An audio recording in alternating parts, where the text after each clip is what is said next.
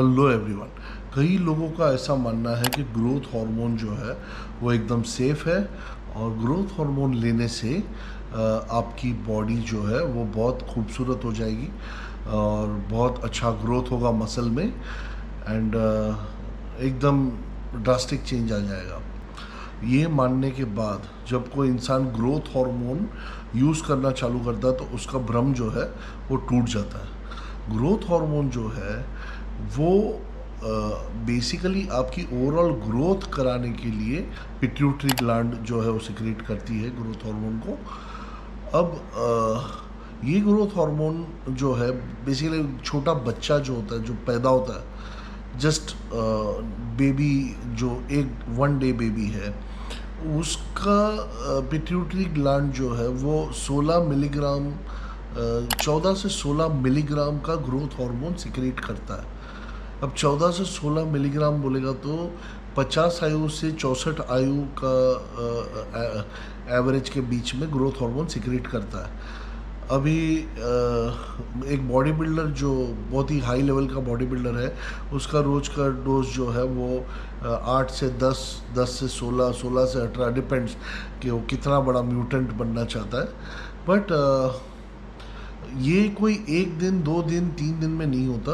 Growth hormone का effect जो है वो होने में आपको कम से कम 6 महीने से 1 साल, शायद 2 साल भी लग सकते हैं, तब जाके वो मसल में मैच्योरिटी आएगी।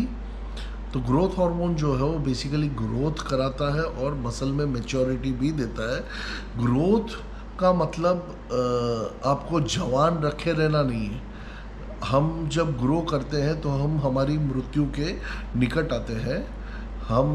हमारा जो फाइनल डेस्टिनेशन है वो मृत्यु, डेथ। तो हम जब ग्रो करते हैं, ग्रो करते करते करते हम हमारी मृत्यु के नज़दीक आते हैं।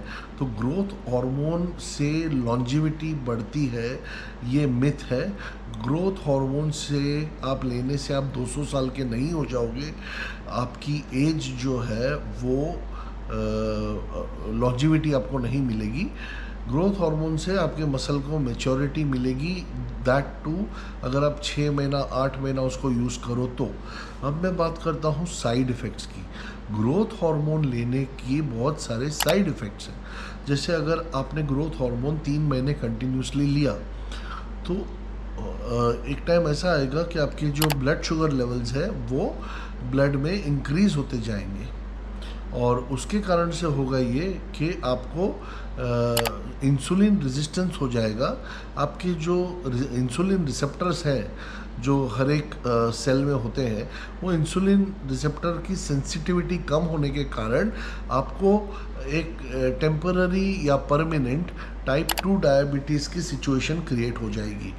तो ग्रोथ हार्मोन को रेगुलर बेसिस पे लेने से आप लंबा जिएंगे, ये मिथ तो बहुत दूर की बात है। आपको डायबिटीज़ हो सकता है। तो जब भी कोई ग्रोथ हार्मोन लंबे पीरियड के लिए लेता है या लेना चाहता है तो उसको उसके साथ इंसुलिन के जो रिसेप्टर हैं उसको सेंसिटाइज करने के लिए जो मेडिसिन होती है वो भी लेनी पड़ती है। तो बहुत सारे लोग मेटफॉर्मिन जो है उसको इंट्रोड्यूस करते हैं 500 mg to 1500 mg per day every day. But उससे भी ग्रोथ हार्मोन जो है वो शुगर, ब्लड शुगर जो बढ़ाने का काम है वो तो रुकने नहीं वाला है। उससे ब्लड शुगर तो थोड़ा बहुत बढ़ा हुआ रहेगा ही।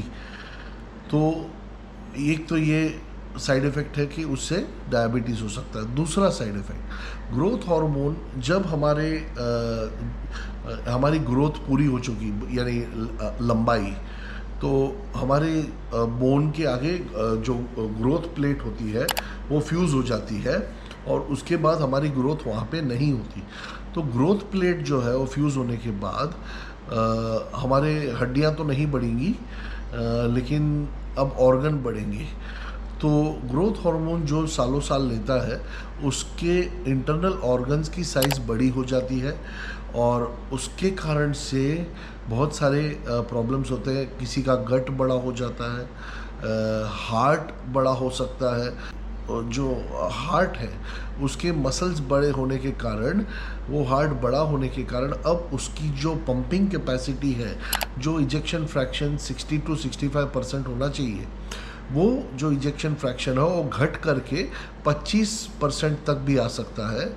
और ऐसे सिचुएशन में जब इजेक्शन फ्रैक्शन कम हो जाता है, यानी हार्ट के पंप करने की जो क्षमता है वो जब कम हो जाती है, तो उसके बाद वहाँ पे ब्लड क्लॉट फॉर्मेशन होने के चांस होते हैं।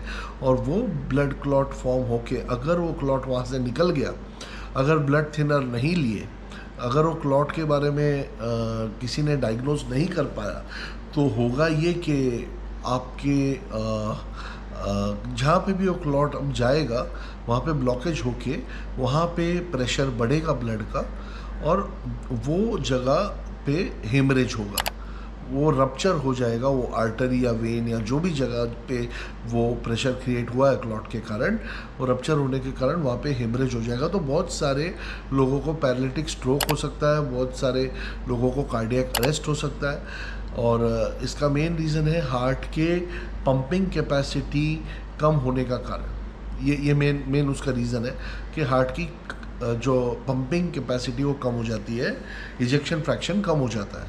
तो इसके लिए भी हार्ट की पंपिंग कैपेसिटी बढ़ने के लिए फिर उनको लेनॉक्सिन, डाइगोक्सिन पे रहना पड़ता है, जो बेसिकली हार्ट के पेशेंट को रहना पड़ता है वैसा। बट इसके केस में तो इसके मसल ही इतने बड़े हैं कि हार्ट इतना बड़ा हो चुका होता है कि वो बंद ही नहीं हो पाता पूरे तरीके से, तो बहुत ज़्यादा इश्यूज़ क्रिएट हो जाते हैं। तो इसके लिए किसी के भी बोलने पर आपको लगेगा कि नहीं भाई, मैं भी सूट बूट पहन करके 45 डिग्री गर्मी में निकाल करके मेरे फ़ोटो खींचूंगा, तो उससे कुछ आपको फ़ायदा होगा नहीं। गर्मी में ओवन में बेक होकर एकदम तकलीफ़ में आ जाओगे। तो ये ग्रोथ हार्मोन किसी के बहकाने पे आपने लेना चालू किया तो ये हानिकारक हो सकता है, खुद से एडमिनिस्टर करना तो और भी हानिकारक हो सकता है। तो जो भी करें बहुत सोच समझ कर, किसी एक्सपीरियंस बंदे के गाइडेंस में रहकर करें, नहीं तो ना करें। ये बॉडी जो है वो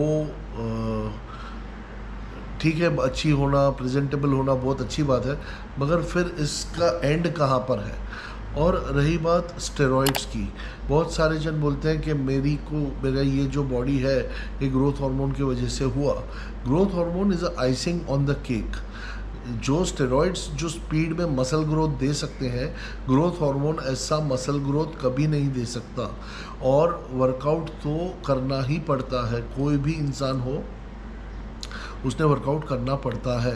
बिना वर्कआउट के आपको वैसी बॉडी मिलेगी ही नहीं। ग्रोथ हार्मोन लेने के बाद तो एक और चीज़ है कि आपको आपके खाने पे भी ध्यान देना पड़ेगा। आप ज़्यादा कार्ब इंटेक नहीं कर सकते, हाई ग्लाइसेमिक इंडेक्स वाला जो फूड है वो नहीं खा सकते। ऐसा खाना जो इमीडिएटली ब्लड शुगर लेवल बढ़ा दे, उसको हाई ग्लाइसेमिक इंडेक्स फूड कहते हैं, वो आप नहीं ले सकते, क्योंकि ब्लड शुगर लेवल ऑलरेडी बढ़ा हुआ है, इससे और बढ़ जाएगा। तो इसके वजह से आपको खाने पे लो ग्लाइसेमिक इंडेक्स कार्बोहाइड्रेट को ग्रहण करना पड़ेगा। तो ये सब चीज़ों का परहेज़ करना पड़ेगा। तो ये कोई आसान बात नहीं है कि मैंने ग्रोथ हार्मोन लगाया और बस अब मैं बहुत बड़ा बन जाऊंगा और ह्यूज बन जाऊंगा, ऐसा नहीं होता है। सो दोस्तों, आई होप आपको मेरा ये वीडियो पसंद आया। अगर आपको मेरा वीडियो पसंद आया तो प्लीज़ लो लाइक बटन दबा दीजिए। अगर नहीं आया तो कमेंट कीजिए और बोलिए कि क्यों पसंद नहीं आया। और कुछ भी आपके सवाल हों तो सवाल आप कर सकते हैं कमेंट सेक्शन में। अगर मुझे उसके जवाब पता है तो मैं ज़रूर उस पर एक वीडियो बनाऊंगा। आपके वो लाइक बटन दबाने से मेरे वीडियो की रीच बढ़ेगी और मुझे मोटिवेशन भी मिलेगा कि मैं और वीडियोस बनाऊं। तो दोस्तों, मुझे और कुछ भी नहीं चाहिए, मुझे सिर्फ आपका प्यार चाहिए। वो लाइक बटन मेहरबानी करके आप दबा दीजिएगा और इसको शेयर भी कीजिएगा अगर आपको ये वीडियो इन्फॉर्मेटिव लगा हो तो। और अगर आपको मेरे आगे के वीडियोस देखने हैं तो आप मेरे चैनल को सब्सक्राइब भी कर सकते हैं। अगली बार किसी और टॉपिक पे बात करूँगा, तब तक के लिए be safe, be strong and have a nice day.